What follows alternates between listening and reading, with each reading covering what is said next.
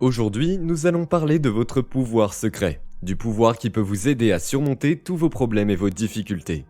Vous êtes-vous déjà dit « je souhaiterais ne plus jamais avoir peur de quoi que ce soit » Ou avez-vous déjà rencontré quelqu'un qui avait une paix si profonde, calme, et que vous vous êtes dit « je souhaiterais tellement être comme cette personne » Avez-vous déjà eu, à un moment précis, l'impression que vous pouviez presque tendre la main et toucher quelque chose qui vous rendrait comblé, heureux et complet instantanément ? Je sais que vous l'avez déjà eu, parce que je l'ai déjà eu, et je suis sûr que tout le monde l'a déjà eu. Nous nous ressemblons tous, parce que nous sommes tous des êtres humains. Quelque chose en nous nous dit que nous ne sommes qu'à moitié vivants, que nous ne tirerons pas ce que nous devons retirer de cette chose appelée la vie. Vous partagez ce sentiment avec toutes les autres personnes, et vous savez instinctivement qu'il y a quelque chose que vous voulez pouvoir accorder. Quelque chose qui est au centre même de votre propre être, qui pourrait tout arranger, non seulement pour vous, mais pour les autres et pour le monde entier. Nous ne savons pas exactement comment Jésus a acquis sa formidable foi, mais il a dû avoir des moments de doute et de méfiance, comme nous tous. Il a dû faire l'expérience de l'incertitude, tout comme vous et moi. Mais contrairement à la plupart d'entre nous, il a essayé, il a marché sur les eaux du doute, les vagues de la confusion et le campus de la peur. Et il a dit en effet, si vous voulez faire ce que je fais, suivez les quelques vérités simples que je vous ai données. Je vous ai dit que le royaume de Dieu est une fin, mais vous ne le voyez pas, parce que vos yeux sont tellement remplis de larmes que vous ne pouvez pas voir. Vos oreilles sont tellement bouchées de confusion que vous ne pouvez pas entendre. Vos esprits sont tellement accablés de doute que vous ne pouvez pas comprendre. Quel était son remède contre tout cela ? Ouvrez vos yeux spirituels, écoutez avec l'oreille interne, ouvrez votre esprit. Et qu'est-ce que nous devons voir, entendre et comprendre ? C'est cette chose appelée la vie, qui se jette dans tout et à travers tout. Elle passe dans chaque événement humain et se traduit par chaque acte humain. Si vous pensez à cette vie comme traversant chacun de vos actes, vous découvrirez bientôt que les choses auxquelles vous portez attention sont accélérées avec une nouvelle énergie. Vous respirez l'essence même d'y être. Vous savez que vous pouvez vous croire être malheureux et déprimé. Vous savez que vous pouvez vous croire être heureux. Mais il ne vous est jamais venu à l'esprit que vous pouvez également vous croire être bien, être prospère, que vous pouvez vous croire avoir le succès. Eh bien, vous pouvez le faire si vous croyez en la loi de la vie et l'utilisez à juste titre. Mais vous devez apprendre à l'utiliser affirmativement.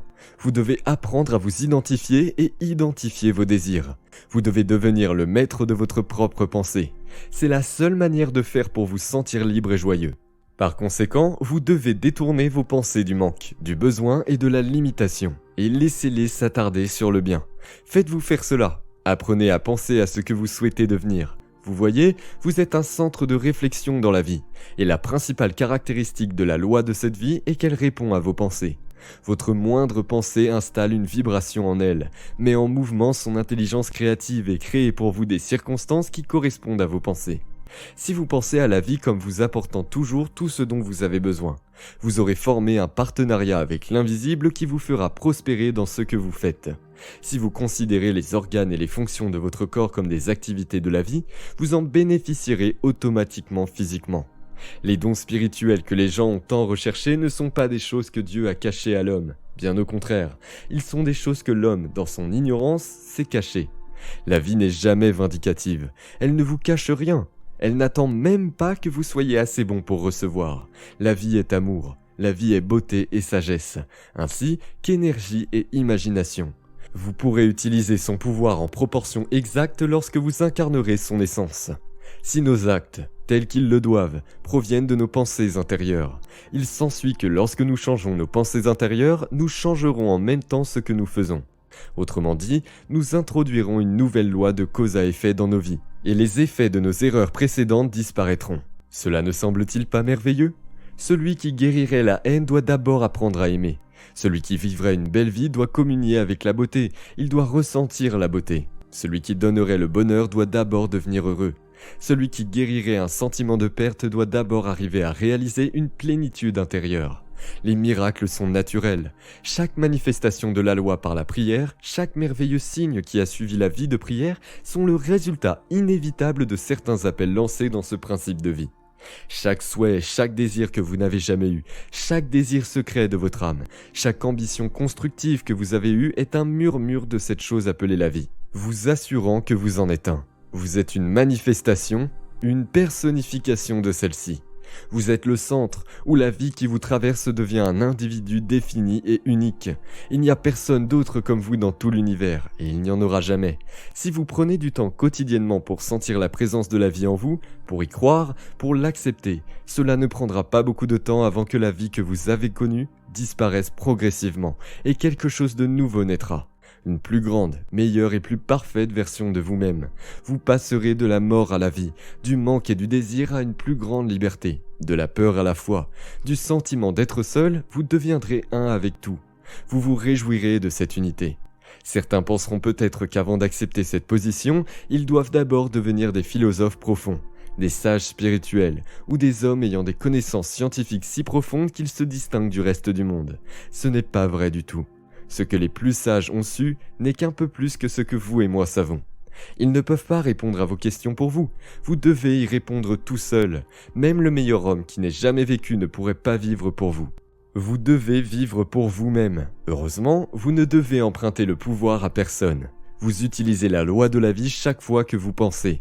Et peu importe combien de temps vous l'utilisez à tort et de la mauvaise manière, le jour même où nous avons dit oui, au moment même où vous commencerez à utiliser ce pouvoir à juste titre, les effets de sa mauvaise utilisation disparaîtront de votre expérience. Cela fait-il une différence? Depuis combien de temps la pièce a-t-elle été sombre? Cela fait-il une différence lorsque vous introduisez une lumière? Cela fait-il une différence depuis combien de temps la Terre a été sous une pluie rafraîchissante pour apporter une nouvelle vie, un nouveau temps de semences et une nouvelle récolte aux factures? C'est là que la foi joue son grand rôle. Sans foi, il est impossible pour quelqu'un de faire de son mieux ou de tirer le meilleur parti de sa vie. Cela ne signifie pas la foi en votre seule personnalité, mais la foi en le grand océan de la vie elle-même, la foi en Dieu. Personne n'a encore trouvé de substitut à ce genre de foi. Je n'ai jamais connu quelqu'un qui a la foi en lui-même en tant qu'individu ou en tant que personne, qui était assez grand pour avoir les solutions aux problèmes de la vie. J'en ai rencontré beaucoup qui ont essayé cela, mais pour l'instant, je n'en ai jamais vu se révéler avoir réussi. Il y a quelque chose dans notre nature même qui exige une communion constante avec l'invisible. Chaque homme fait partie de Dieu, qu'il le sache ou pas, qu'il le croie ou non. Mais nous nous hypnotisons en pensant que nous sommes incomplets et imparfaits. Nous nous identifions avec des images fantastiques de notre rêve morbide. Mais les cordes qui les lient sont des cordes de tristesse. Cessons de nous demander qui a rendu les machines hors service et passez ce temps dans une réalisation positive. Qu'il y a un mécanicien divin au centre de notre être qui sait comment le réparer. Nous avons nettoyé notre maison mentale et nous devons maintenant trouver un nouveau locataire. Quelqu'un qui saurait y vivre. Quelqu'un qui saurait qu'il vit dans la maison de Dieu. Il est au paradis maintenant. Il est l'invité de l'infini aujourd'hui.